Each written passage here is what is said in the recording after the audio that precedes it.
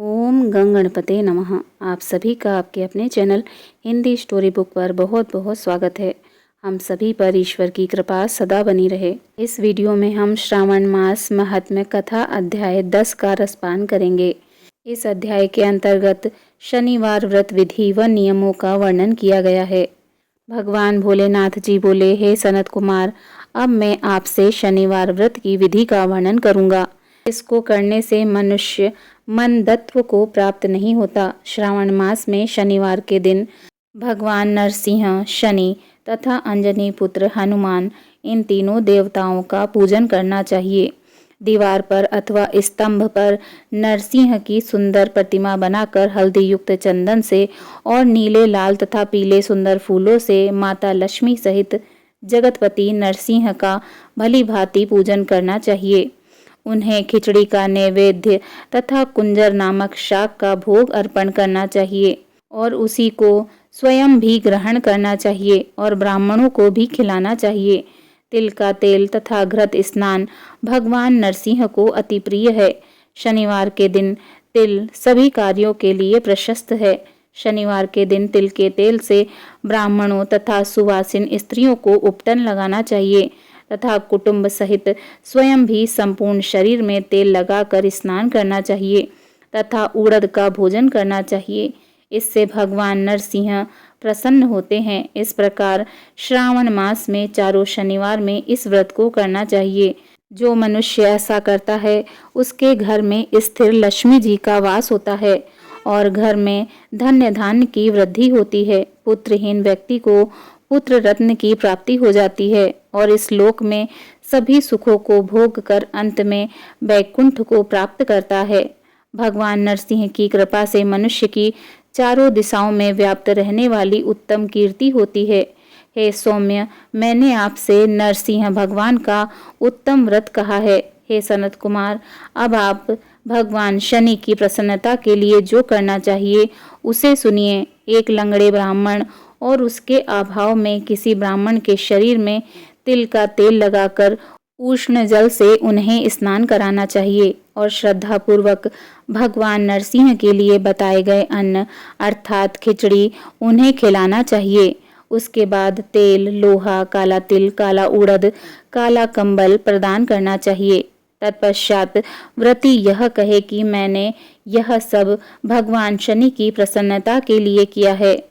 भगवान शनिदेव मुझ पर प्रसन्न होइए। उसके बाद तिल के तेल से भगवान शनिदेव का अभिषेक करना चाहिए। उनके पूजन में तिल तथा उड़द के अक्षत प्रशस्त माने गए हैं। हे मुनि श्रेष्ठ, अब मैं शनि का ध्यान बताऊंगा, आप ध्यान पूर्वक उसे सुनिए। शनिश्चर कृष्ण वर्ण वाले हैं, मंद गति वाले हैं, कश्यप गोत्र वाले हैं, सौराष्ट्र देश में पैदा हुए सूर्यपुत्र हैं, वर देने वाले हैं, दंड के समान आकार वाले मंडल में स्थित हैं। इंद्र नीलमणि तुल्य कांति वाले हैं, हाथों में धनुष बाण त्रिशूल धारण किए हुए हैं, गिद्ध पर आरूढ़ हैं, यम इनके अधिदेवता हैं, ब्रह्मा जी इनके प्रत्यधिदेवता हैं। ये कस्तूरी, अगूर का गंध तथा गूगल का धूप ग्रहण करते हैं। इन्हें खिचड़ी अति प्रिय है। इस प्रकार ध्यान की विधि कही गई है। इनके पूजन के लिए लोहमयी सुंदर प्रतिमा बनवानी चाहिए। हे द्विज श्रेष्ठ, इनके निमित्त की गई पूजा में कृष्ण अर्थात काली वस्तुएं दान करनी चाहिए। ब्राह्मण को काले रंग के 2 वस्त्र देने चाहिए और काले बछड़े सहित काली गाय प्रदान करनी चाहिए। विधि पूर्वक पूजन करके इस प्रकार प्रार्थना तथा स्तुति करनी चाहिए। आराधना से संतुष्ट होकर जिन्होंने नष्ट राज्य वाले राजा नील को उनका महान राज्य पुनः प्रदान कर दिया, वे शनिदेव मुझ पर प्रसन्न होइए। नीलंजन के समान वर्ण वाले, मंद गति से चलने वाले और छाया देवी तथा भगवान सूर्य से उत्पन्न होने वाले उन शनिश्चर को मैं नमस्कार करता हूँ। मंडल के कोण में स्थित आपको नमस्कार है। पिंगल नाम वाले आप शनिदेव को नमस्कार है। हे देवेश, मुझ दीन तथा शरणागत पर कृपा कीजिए। इस प्रकार स्तुति के द्वारा प्रार्थना करके बार बार प्रणाम करना चाहिए। तीनों वर्णों ब्राह्मण, क्षत्रिय, वैश्य के लिए शनि देव के पूजन में शन्नो देवी इस वैदिक मंत्र का प्रयोग बताया गया है और शूद्रों के लिए पूजन में नाम मंत्र का प्रयोग बताया गया है। जो व्यक्ति दत्त चित्त होकर इस विधि से शनिदेव जी का पूजन करते हैं, उसे स्वप्न में भी शनिदेव का भय नहीं होगा।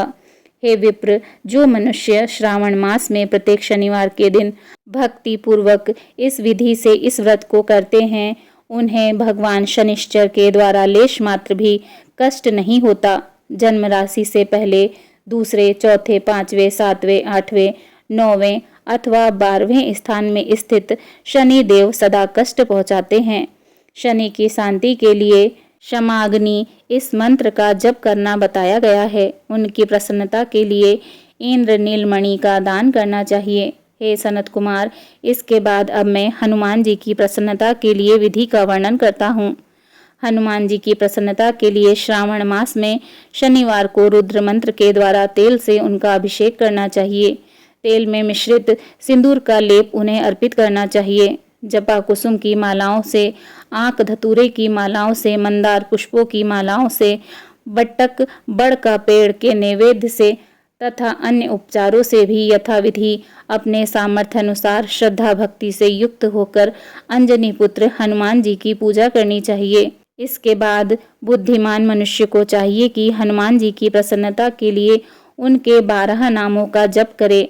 हनुमान, अंजनी सुत, वायुपुत्र, महाबल, रामेष्ट, फाल्गुन सखा, पिंगाक्ष, अमित विक्रम, उद्धति ग्रमण, सीता शोक विनाशक, लक्ष्मण प्राणदाता और 10 ग्रीव दर्पः, ये 12 नाम हैं। जो मनुष्य प्रातःकाल उठकर इन 12 नामों को जपता है, उसका कभी अमंगल नहीं होता और उसे सभी संपदा सुलभ ही प्राप्त हो जाती है। इस प्रकार श्रावण मास में शनिवार के दिन वायुपुत्र हनुमान जी की आराधना करके मनुष्य वज्र तुल्य शरीर वाला, निरोगी तथा बलवान हो जाता है। अंजनी पुत्र की कृपा से वह कार्य करने में वेगवान तथा बुद्धि वैभव से संपन्न हो जाता है। उसके सभी शत्रु स्वतः ही नष्ट हो जाते हैं। मित्रों की वृद्धि होती है। वह वीरशाली तथा कीर्तिमान हो जाता है। यदि साधक हनुमान जी के मंदिर में हनुमत कवच का पाठ करता है, तो वह अणिमा आदि 8 सिद्धियों का स्वामित्व प्राप्त कर लेता है और यक्ष, राक्षस तथा बैताल उसे देखते ही कांपने लगते हैं तथा भयभीत होकर वेग पूर्वक 10 दिशाओं में भाग जाते हैं। हे मुनि श्रेष्ठ, शनिवार के दिन पीपल के वृक्ष का आलिंगन तथा पूजन करना चाहिए। शनिवार को छोड़कर अन्य किसी दिन पीपल के वृक्ष का स्पर्श नहीं करना चाहिए। शनिवार के दिन उसका आलिंगन सभी संपदाओं को प्रदान करने वाला होता है। प्रत्येक मास में 7 वारों में पीपल का पूजन फलदायक है, किंतु श्रावण में यह पूजन अधिक फलदायक होता है। इस प्रकार श्री स्कंद पुराण के अंतर्गत ईश्वर सनत कुमार संवाद में श्रावण मास महात्म्य में शनिश्चर, नरसिंह, हनुमत पूजन आदि शनिश्चर कृत्य कथन नामक 10वां अध्याय पूर्ण हुआ। प्रेम से बोलिए देवों के देव महादेव की जय। ओम नमः पार्वते पते हर हर महादेव।